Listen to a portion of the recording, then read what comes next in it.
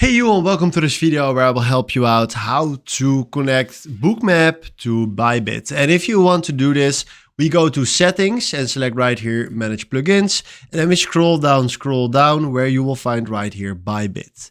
Then we click here on install, and now it's downloading the plugin and now it's ready to use. Then we click this away and go right here to connections where we click on configure, and now we select right here add connection.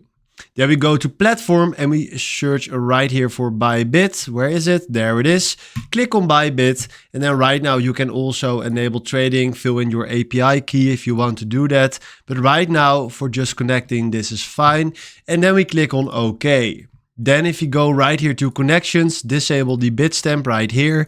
And if I click now here on ByBit, you see right here the BB. And if I hold my mouse right there, you see that ByBit is now connected.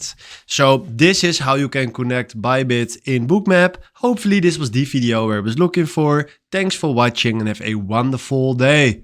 Ciao.